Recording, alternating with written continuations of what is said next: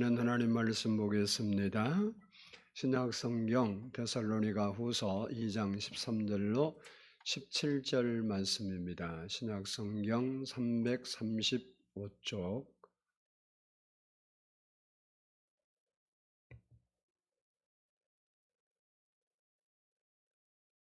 335페이지입니다. 신약 성경 335페이지 데살로니가 후서 2장 13절로 17절의 말씀 앞에 스크린에도 있습니다. 저와 한 절씩 교독하도록 하겠습니다. 13절 봉독에 올립니다. 주께서 사랑하시는 형제들아, 우리가 항상 너희에 관하여 마땅히 하나님께 감사할 것은 하나님이 처음부터 너희를 택하사 성령의 거룩하게 하심과 진리를 믿음으로 구원을 받게 하심이니,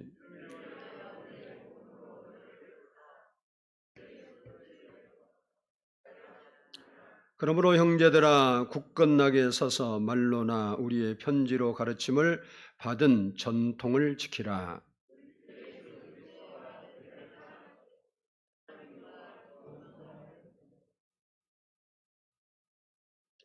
너희 마음을 위로하시고 모든 선한 일과 말에 굳건하게 하시기를 원하노라. 아멘. 이 시간에는 성가대 찬양이 있겠습니다.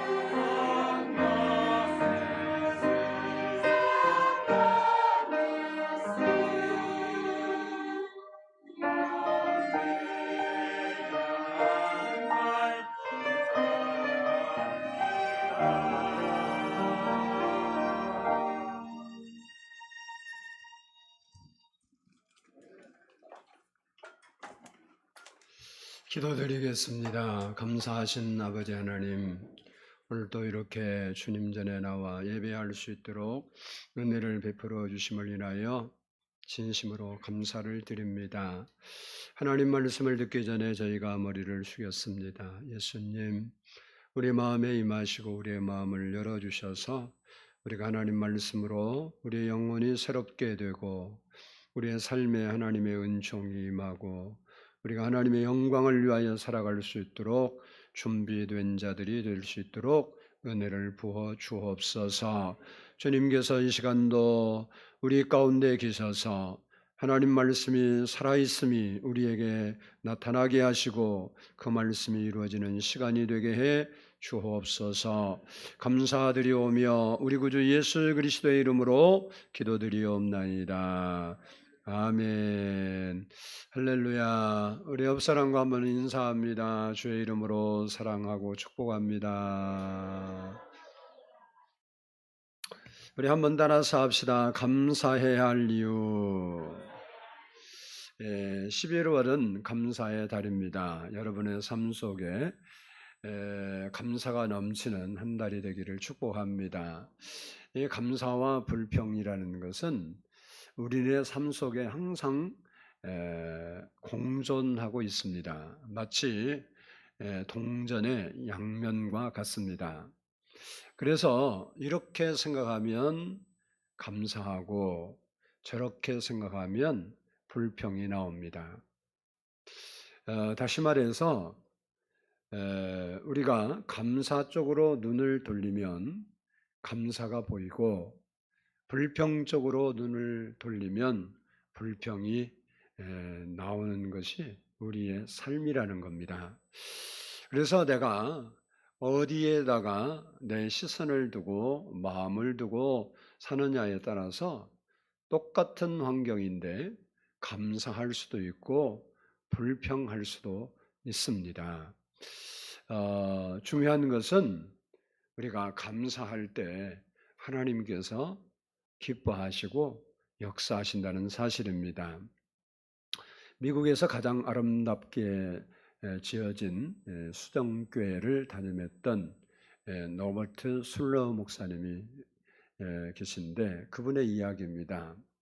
딸이 교통사고를 당해서 한 다리를 절단해야 했습니다. 그때 그 목사님은 그런 상황에서 이렇게 감사했다고 합니다.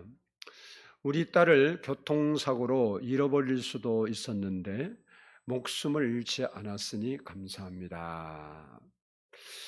우리 딸이 두 다리를 다 잃어버릴 수도 있었는데 한쪽 다리만 잃고 오른쪽 다리는 남았으니 감사합니다. 그러면서 자기 부인을 향해서 여보, 우리 딸에게 성한 두 팔과 이목구비가 있지 않소. 우리 잃어버린 것은 헤아리지 말고 남아있는 것을 감사합시다 라고 말을 했다고 합니다. 우리가 똑같은 환경이지만 어떻게 인식하고 어떤 시각으로 그것을 바라보냐에 따라서 감사할 수도 있고 불평할 수도 있습니다. 바울과 실라는 사도행전 16장을 보면 하루 종일 복음을 전도하는 일을 했습니다. 그리고 복음을 전하고 다니는데 계속해서 쫓아오면서 좀 방해를 하고 귀신 들린 여종이 있었는데 참 불쌍하니까 바울이 그를 고쳐줬습니다. 그것이 빌미가 되어서 억울하게 체포가 되고 매를 맞고 깊은 감옥에 들어갔습니다. 바울과 실라 입장에서 보면 좋은 일을 하고 착한 일을 하고 참 억울하게 그렇게 감옥에 들어가게 되었기 때문에 생각해보면 불평도 원망할 것도 많았을 겁니다. 그럼에도 불구하고 그들은 원망불평하지 않고 오히려 감사로 기도를 드리고 그리고 하나님을 찬양했을 때 옥문이 열리고 그리고 간수장 가족이 구원받는 역사가 일어났던 것을 우리가 볼 수 있습니다. 이처럼 감사는 하나님이 주신 선물이고 불평은 마귀가 준 선물입니다. 하나님은 한 번도 불평의 마음을 주신 일이 없습니다. 그래서 우리가 원망 불평을 우리가 하고 사는데 이 결과는 전혀 다르다는 거예요.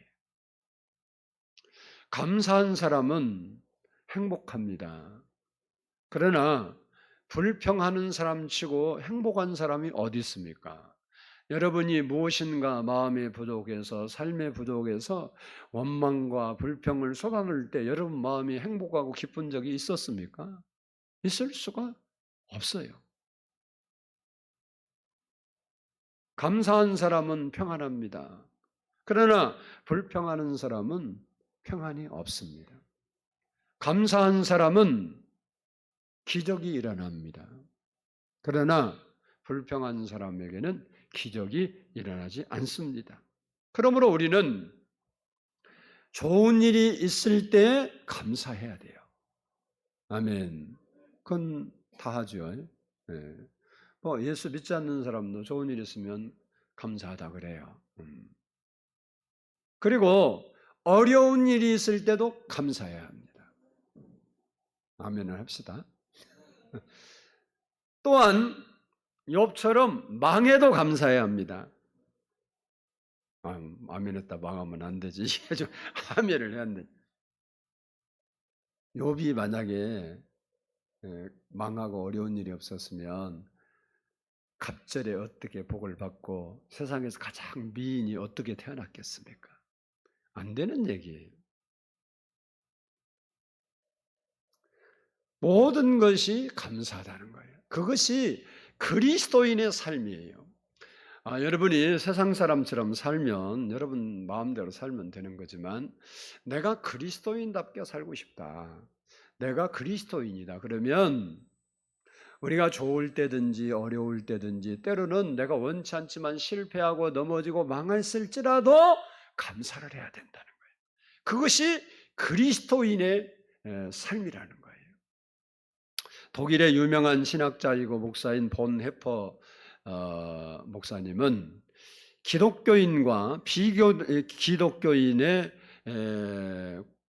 구분하는 방법은 간단합니다.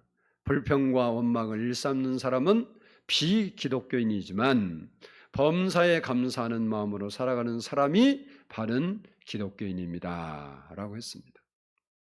그렇습니다. 우리가 하나님을 확실히 믿고 하나님의 섭리를 이해하고 믿음으로 사는 사람은 어떤 환경을 만나도 감사하게 되는 거예요.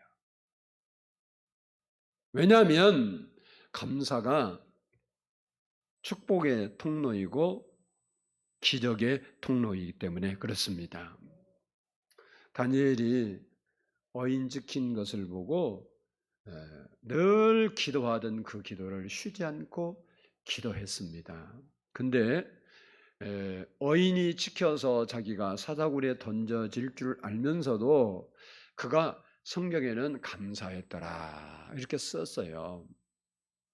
네, 상황적으로는 감사할 만한 것이 없었는데 그가 감사했다는 거예요. 그리고 사자굴에 던져졌어요. 그런데 사자굴에 던져져서 하나님이 살려줘서 나왔잖아요. 그것으로 끝났으면 그게 무슨 기적은 되지만 축복이 되겠느냐 이렇게 우리가 생각할 수 있죠. 근데 그 감사를 통해서 어려움을 겪는 것 같았지만 그 감사 후에 하나님께서 역사하셨는데 그를 그동안 스토킹하고 따라다니면서 하나의 허물을 찾아서 어떻게든지 이 정적인 다니엘을 없애려고 그렇게 평생을 힘쓰는 다니엘로 말하면 대적하는 자 원수를 하나님께서 다 처리했어요. 다니엘이 만약에 그들을 죽였다 그러면요 그 후손들이 일어나서 다니엘 또 죽일 거예요. 근데 누가 했냐? 다니엘은 아무런 그를 미워하지도 않고 그들을 협박하지도 않고 그들에게 아무 일도 안 했어요. 왕이 했어요. 왕이. 그러니까 다니엘은 고난 속에서 원망하고 불평하지 않고 감사했더니 하나님께서 그를 기적을 베풀어 사자굴에서 건져줬을 뿐만 아니라 자기를 평생 괴롭히고 힘들게 하고 어렵게 했던 그 사람들을 다 왕이 쓸어버렸어요. 그래서 다니엘은 그 후로부터는 정적이 없었어요. 그게 감사가 준 결과입니다. 그러므로 우리는 범사에 감사하며 살아가는 성도가 되어야 될 줄로 믿습니다. 감사할 수 없는 환경에서 내가 감사를 하면 기적이 일어나는 거예요. 감사할 때 감사한 건 기적이 안 일어나요. 왜? 누구나 감사하잖아. 그러면 누구나 일어난다. 그럼 기적이라고 안 하죠. 아니, 모든 사람에게 똑같이 일어나는 걸 기적이라고는 안 해요. 다른 사람에게는 일어나지 않는데 내게 일어나서 참 특이하다, 특별하다, 이상하다. 그래서 기적이라고 한 거 아닙니까? 축복은 다 임해도 되는 거예요. 감사하면 축복이 임하고 기적이 임하는 거예요. 오늘 본문은 우리에게 감사할 이유에 대해서 말씀하고 있습니다. 사람들은 감사를 대부분 우리의 보이는 환경에서 좋아질 때 감사를 하려고 하고 그렇게 감사에 대한 인식을 갖고 있어요. 그런데 오늘 본문은 좀 더 고차원적이고 좀 더 근본적으로 우리가 무엇에 대해서 감사하고 살아야 할 것인가를 말씀하고 있는 겁니다. 먼저는 한번 따라서 합시다. 우리를 구원해 주셨기 때문에 감사해야 한다. 우리 본문 13절을 한번 보겠습니다. 본문 13절 시작.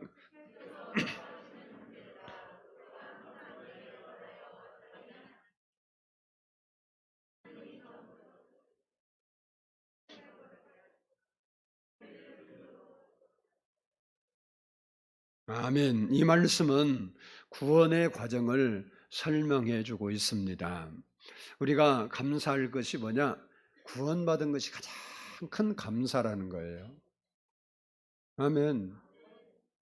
여러분이 인지를 해. 이번에 경북에 갱에 갇혀 있다가 221시간 만에 9일 만인가 이렇게 구원받은 사람 있잖아요. 건진받은 사람. 그 사람에게 무엇이 필요했겠어요? 그들의 다른 거 아무리 돈이 많냐 뭐냐 이거 아무 소용없어요. 갱도에서 나오는 것이 그 상황에서는 가장 감사할 일이에요. 우리도 알고 보면 가장 감사할 1번 조건이 뭐냐? 우리가 예수 믿고 구원받은 것이 가장 크게 감사해야 할 조건이라는 거예요. 그 과정을 설명하고 있는데 먼저 보니까 택했다 그랬어요. 하나님께서 우리를 선택해 줬다는 건데 우리가 예수 믿고 하나님의 자녀가 되는 것은 우리가 하나님을 선택해서 내가 이제 예수 믿어야지 그래서 된 것이 아니고 하나님께서 우리를 창세전에 택해 주셨다는 거예요. 요한복음 15장 16절을 보면 예수님께서 이렇게 말합니다. 너희가 나를 택한 것이 아니오 내가 너희를 택하여 세웠나니. 예수님께서도 제자를 부를 때 내가 예수님 제자 되고 싶어요. 그리고 따라와서 제자가 된 게 아니고 예수님이 불러서 택해 줬다. 여러분이 예수 믿게 된 것이 여러분이 의지로 된 것이 아니라 하나님의 은혜로 여러분을 선택해 주셨기 때문에 된 거라는 겁니다. 언제 선택해 줬습니까? 에베소서 1장 4절을 보면 곧 창세전에 그리스도 안에서 우리를 택하사 우리로 사랑 안에서 그 앞에 거룩하고 흠이 없게 하시려고 라고 창세전에 우리를. 그리고 예레미야 1장 5절을 보면 내가 너를 모태에 지키기 전에 너를 알았고 내가 배에서 나오기 전에 너를 성별하였고 너를 여러 나라의 선지자로 세웠노라 하시기로 라고 말씀하고 있습니다. 그렇습니다. 전능하신 하나님께서 창세 전에 우리를 택하시고 우리 어머니의 모태에 잉태되기 전에 너는 내 백성이다, 나의 자녀라고 선택해 주셨다는 거예요. 그것이 왜 감사할 이유가 되겠습니까? 그것은 우리가 죄로 말미암아 영원히 저주받고 지옥의 고통을 면할 수 없는데 거기서 우리를 건져 주셨기 때문에 감사한 겁니다. 이 조지 워싱턴은 태어날 때 몸이 너무 취약하게 태어나서 부모도 그렇지만 사람들이 쟤는 못 살 것 같다 그랬어요. 살면서도 17세, 22세 때 말라리아에 걸려서 사경을 헤매다가 겨우 살았어요. 19세는 천연두에 걸렸고 20세에 됐을 때는 늑막염에 걸렸어요. 그리고 35세는 아주 악한 이질에 걸려서 사경을 헤매다가 죽을 고비를 겨우 넘기고 살아났습니다. 그러나 그 부모가 이런 약하게 태어나고 병실을 하는 워싱턴에게 신앙을 심어줬어요. 믿음을 심어줬어요. 그래서 이 워싱턴은 그의 마음속에 하나님이 나를 택했기 때문에 나는 사명이 있다라는 믿음을 갖고 사는 거예요. 그 믿음이 약함과 질병을 이길 수 있는 동력이 되었어요. 그런 그에게 하나님이 건강과 지혜를 주시고 그를 높여주셨어요. 1775년에 미국의 총사령관이 되어서 당시 가장 강력한 영국과 전쟁을 하게 됩니다. 독립전쟁 하는데 과정은 많지만 결국은 끝까지 싸워서 1781년에 승리를 하고 75년에 승리를 하고 그리고 국민적 영웅이 됩니다. 그리고 1789년에 그가 미국의 초대 대통령이 됩니다. 이 조지 워싱턴의 평생을 이끌어준 것은 하나님으로부터 나는 택함을 받았다는 영적 자부심이 그를 극복할 수 있게 하고 어려움을 이기게 하고 그리고 승리하는 삶을 살게 했다는 겁니다. 우리도 하나님께서 이미 말씀 본 대로 창세전에 너는 내 것이라, 너는 내 자녀라, 너는 하나님의 백성이라 선택해 줬다는, 택해 줬다는 자부심을 갖고 사는 성도가 되기를 바랍니다. 우리는 보통 인간이 아니라 하나님께 선택을 받은. 우리나라는 5년마다 대통령이 바뀌잖아요. 대통령이 바뀔 때, 정부가 바뀔 때 정부의 대통령이 우리를 택해서 장관을 시켜주든 뭐 국무요원을 시켜든지 그러면 어떤 분이 말한 대로 가문의 영광이잖아요. 한 나라에 그것도 임기가 5년이에요. 장관도 5년 임기 채운 사람도 별로 없어요. 그죠? 어떤 사람은 뭐 한 달짜리도 있고 3개월짜리 1년도 그 뭐 해봐야 뭐 잘하면 5년이고 못하면 뭐 그것도 뭐 바로 옷 벗고 그런데도 그것이 가문의 영광이라고 뭐 했다고 자기를 택해 줬다고. 근데 영원한 만왕의 왕 하나님 그 하나님이 우리를 택해 줬다는데 여러분이 자부심을 갖고 살아야 돼요. 나는 하나님의 자녀라는 자부심을 가져야 돼. 따라서 합시다. 나는 하나님의 자녀다. 자부심이 있기를 축복합니다. 우리는 그 자부심을 갖고 감사해야 돼요. 장관으로 부름받은 사람이 대통령에게 그 정부에 감사 안 하겠어요? 나를 이렇게 해서 써줬다고 감사하겠죠.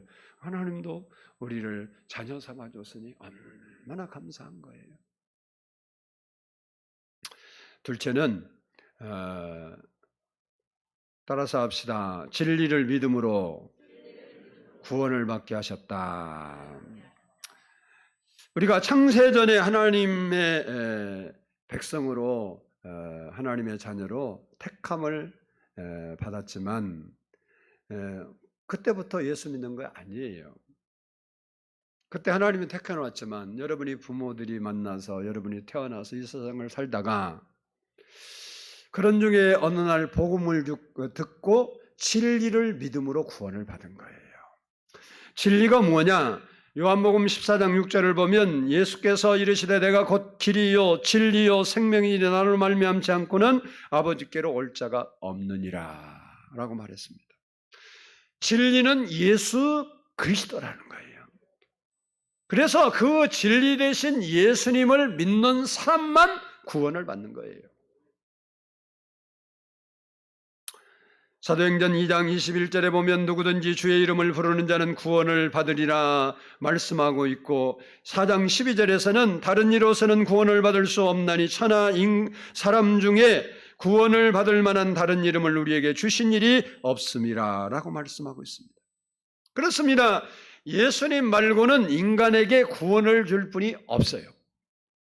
세상에는 종교도 많고 구원을 이야기하는 곳도 많지만 예수를 믿는 방법 외에 다른 길은 전혀 없습니다. 왜 그렇습니까? 인간의 죄 문제를 예수님만이 해결해 주셨기 때문에 그렇습니다.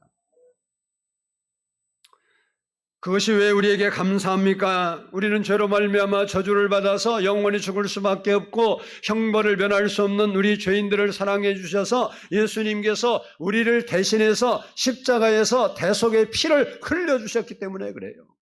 그 예수님만이 그래서 우리의 죄 문제를 해결하고 우리를 구원한 거예요. 세상에 종교가 많지만 어느 교주가 인간을 위해서 죄인을 위해 죽었다는 경전은 없어요. 뭐 석가모니가 우리를 위해 죽었다고 말했습니까? 고행했다 그랬지. 공자가 우리를 위해 죽었습니까? 마호메트가 우리를 위해 죽었습니까? 이만희가 우리를 위해 죽었습니까? 우리를 위해 죽었다고 하는 사람도 주장한 사람도 경전도 없어요. 오직 성경에 예수 그리스도 하나님의 아들 그분만이 우리 인간을 위해서 이 땅에 오셔서 우리를 대신해서 우리의 죄악과 질병과 모든 저주를 담당하시고 십자가에서 대속의 피를 흘려 돌아가신 거예요.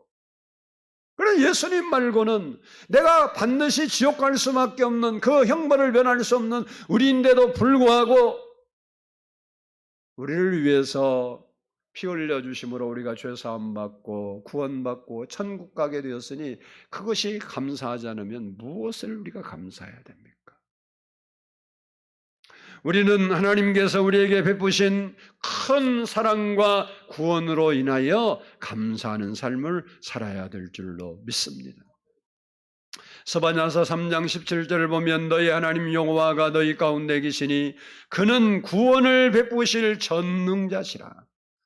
그가 너로 말미암아 기쁨을 이기지 못하시며 너를 잠잠히 사랑하시며 너로 말미암아 즐거이 부르며 기뻐하시리로다 라고 했습니다. 구원은 우리가 죽어서 천국 가는 것만을 의미하지 않습니다. 구원은 우리의 육신과 영혼이 구원받는 것을 말해요. 우리가 죽어서 천국 가는 것은 물론이거니와 이 땅에서도 하나님의 은혜를 입고 하나님의 자녀로서 아버지 하나님의 은혜를 입어서 우리가 풍성한 삶을 살 수 있게 해주신 겁니다. 즉 실패에서도 낙심과 절망에서도 질병에서도 불행에서도 구원받고 회복의 은혜를 누리게 해주신 거예요. 그래서 우리가 구원받은 것은 죽음의 문제만 해결한 것이 아니라 이 땅의 삶의 문제도 주님이 해결해 주신 거예요. 그래서 우리는 감사해야 되는 거예요. 세 번째는 따라서 합시다. 성령의 거룩하게 하심이다. 우리가 하나님의 택하심을 받았지만 여전히 죄 가운데 있어서 거룩하신 하나님께 나갈 수도 있고 만날 수도 없어요. 그런 우리를 예수 그리스도의 보혈의 피로 우리를 씻으시고 성령의 능력으로 거룩하게 하셔서 우리가 하나님의 자녀로 살 수 있게 해주신 겁니다. 고린도전서 6장 11절을 보면 너희 중에 이와 같은 자들이 있더니 주 예수 그리스도의 이름과 우리 하나님의 성령 안에서 씻음과 거룩함과 의롭다 하심을 받았느니라 라고 말씀하고 있습니다. 우리의 구원을 이루기 위해서 성령님은 우리를 거룩하게 하시는 분이라는 겁니다. 그렇습니다. 아무런 자격도 없는 우리를 뽑고 그리고 택하시고 더럽고 추하고 허물 뿐인 우리를 성령의 거룩하게 하심으로 하나님 자녀 되게 하셔서 아무런 조건 없이 구원을 받았기 때문에 우리는 마땅히 감사하며 살아야 되는 거예요. 여러분, 세상 것에 우리가 연연하고 감사하지 못하는 것은요, 너무 근시안적인 삶을 사는 거예요. 우리는 영원한 천국을 바라보고 구원을 주신 하나님께 늘 감사하며 살아야 될 줄로 믿습니다. 바라기는 여러분이 구원받은 은혜에 항상 감사하며 사는 그런 우리 성도들이 되기를 축복합니다. 둘째는 따라서 합시다. 위로와 좋은 소망을 주셨기 때문에 감사해야 한다. 우리 본문 16절을 보겠습니다. 16절 말씀 시작.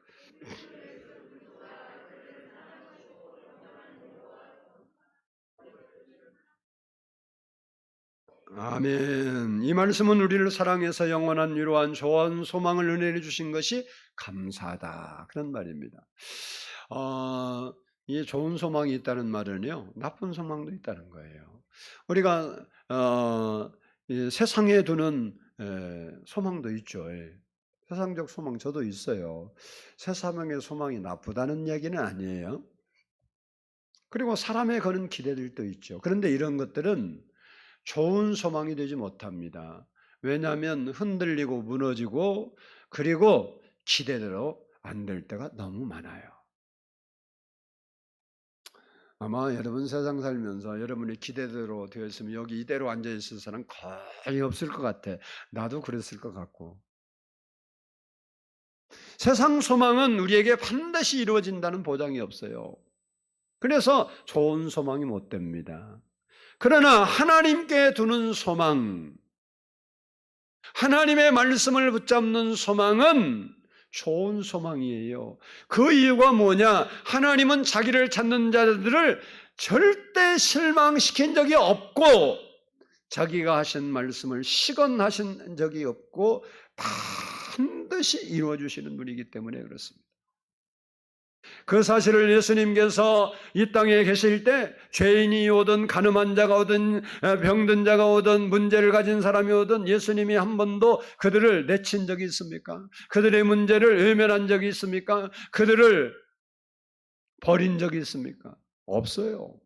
우리가 볼 때는 오직 했으면 저 죄인이 예수님 발에 향유를 부었는데 그 여인이 그 동네에서 죄인으로 정평이 난 아주 누구나 알고 있는데 예수님께 와서 옥합을 깨뜨려 부으니까 예수님을 초청한 그 사람이 속으로 그런 거예요.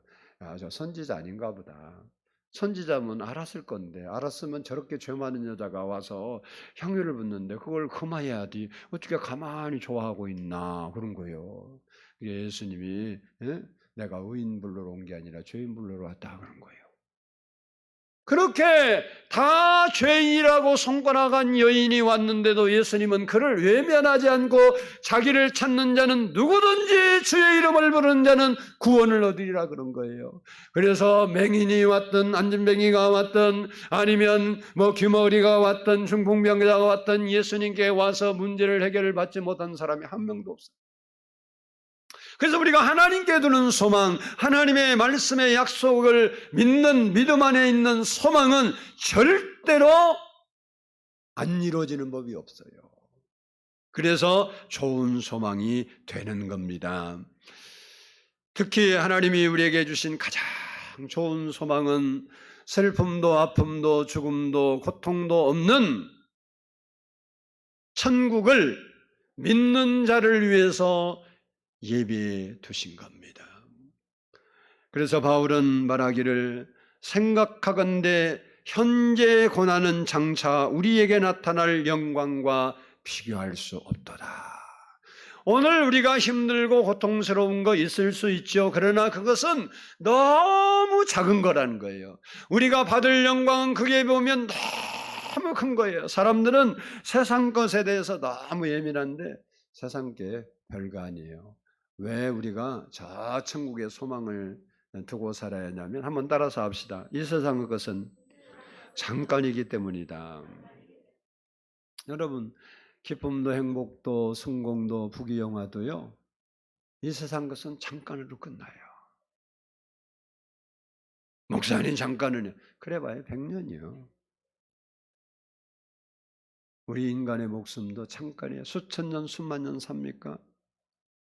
언제 우리가 죽을지도 몰라요. 이태원 사고 봐요. 거기 간 사람이 한 사람이라도 죽음을 느꼈겠습니까? 제대로 피지도 못하고 쳐버렸어요. 얼마나 안타깝습니까? 거기 보면 안타까운 사원 남았는데 한국을 너무 좋아서 몇십 년 동안 준비해서 한국에 왔는데 이란 여인인데 우리나라 온 지가 뭐 3개월 됐다나? 근데 거기 사고에 희생자가 됐어요. 여러분 생각을 해보세요. 뭐 그런 꿈을 꿨으면 왜 한국을 왔겠어요? 우리 인생은 별거 아니에요. 우리 세상 것이 잘 되었다고 너무 좋아할 거 없어요.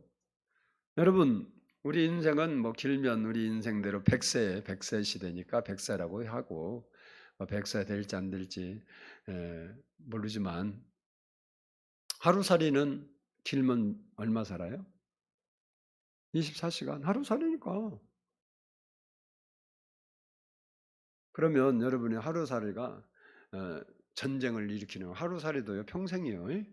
전쟁을 일으켜서 하루살이를 다 정복을 해서 하루 세계에서 아주 최고의 높은 사람이 됐다. 그러면 여러분이 그 하루살이 그렇게 막 피 터지게 싸워갖고 최고 자리에 올라와서 하루살이더라. 그리고 무게 잡는 사람을 보면 여러분 100년밖에 못 살아도 하루살이 보면 어떻게 해서 참 저 미쳤구만 쟤들.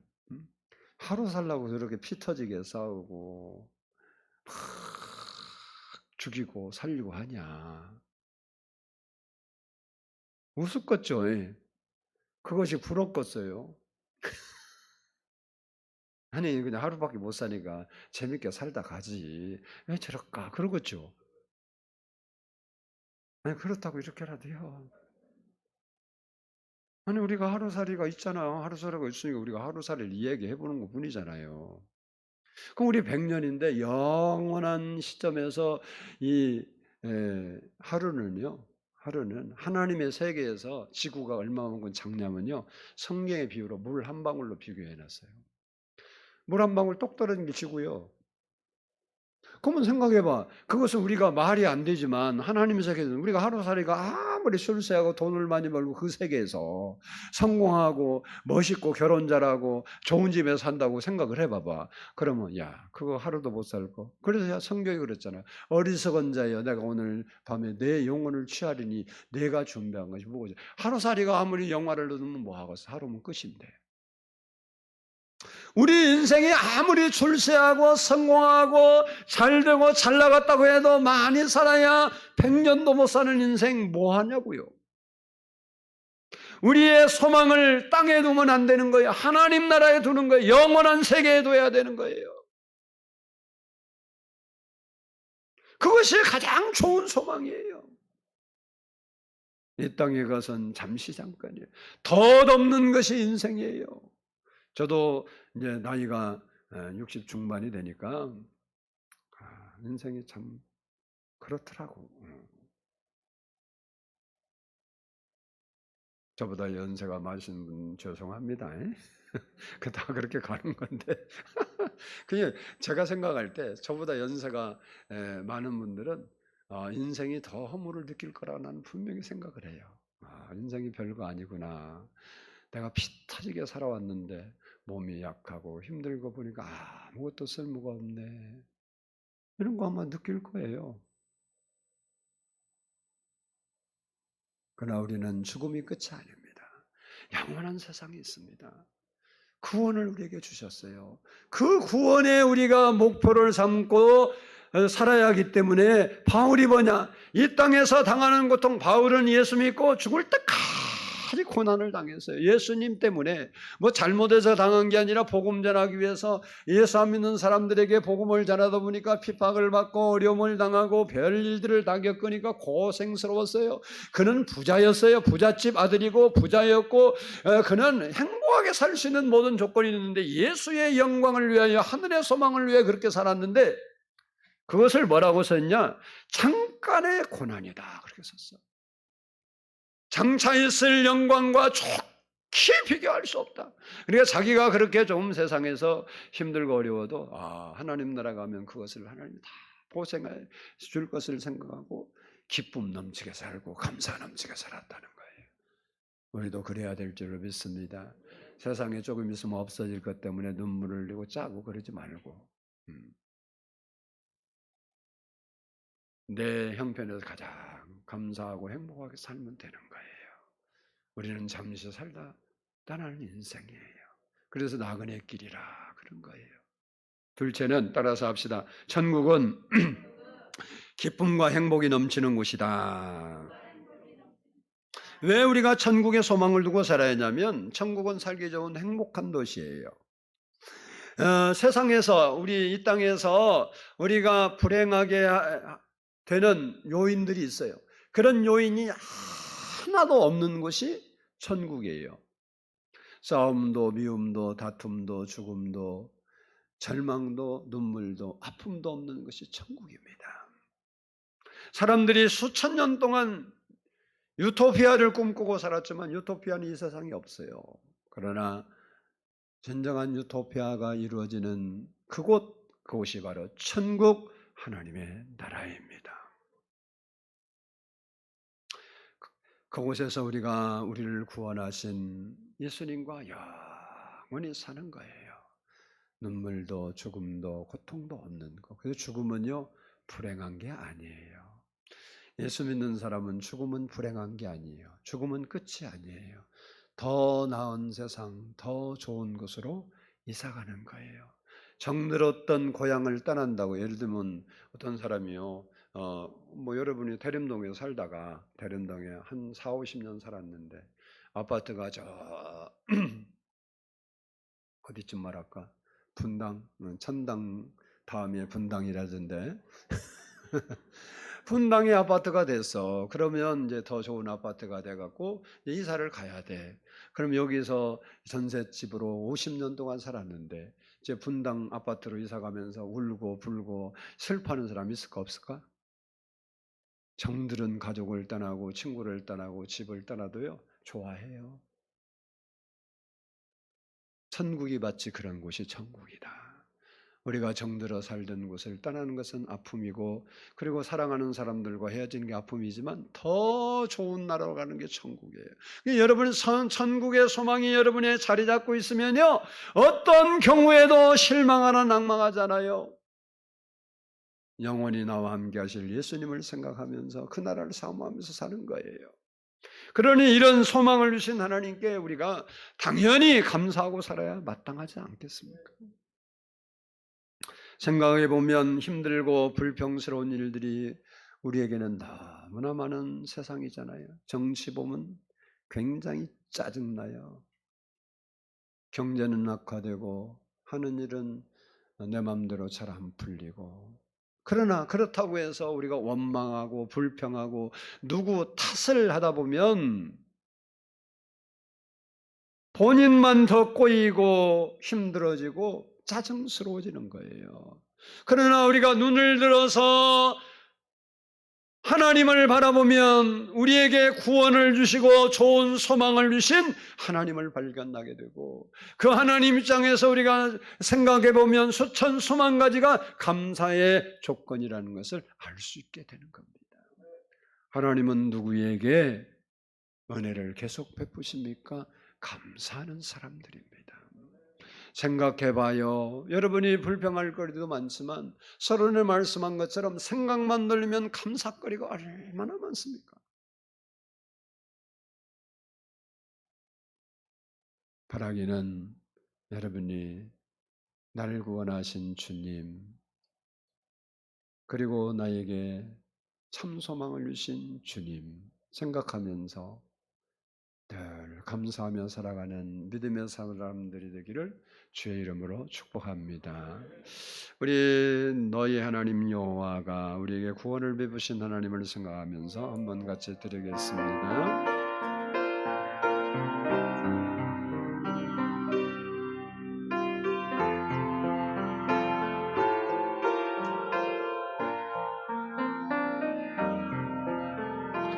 너의 하나님 여호와가 너희 가운데 계시니 그는 구원을 베푸실 전능자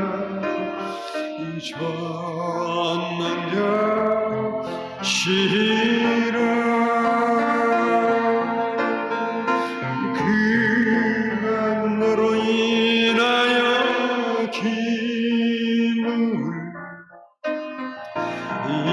이기지 못하시며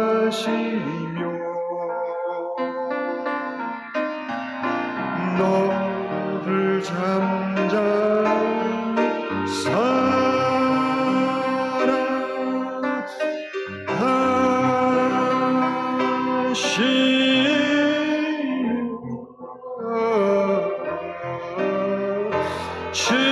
즐거이 부르며 기뻐하시리라. 다시 한번 드립니다. 너희 하나님 여호와가 너의 하나님 여호와가 너희 가운데 계시니 그는 구원을 베푸실 전능자시라.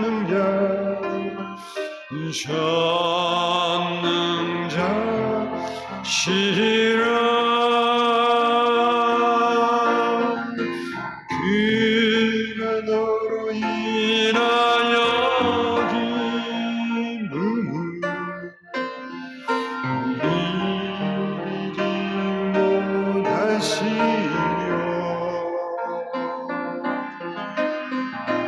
너를 잠잠히 사랑하시며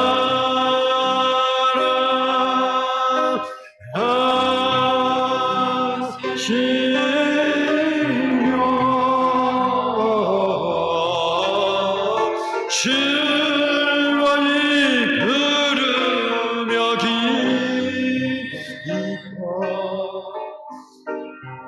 주님의 구원을 생각하면서 다시 한번 드립니다. 예수님이 우리를 사랑하시고 즐거워하시고 기뻐하시는 주님의 모습을 생각하면서 드립니다. 여호와가 너희 가운데 계시니 그는 구원을 베푸실 전능자시라.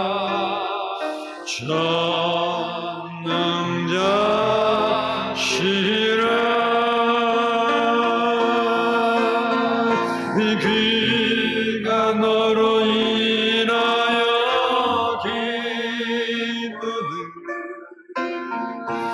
이기지 못하시며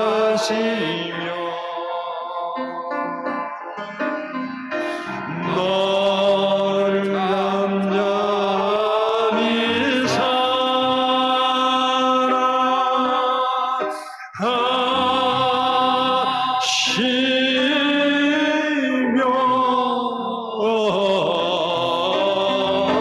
즐거이 부르며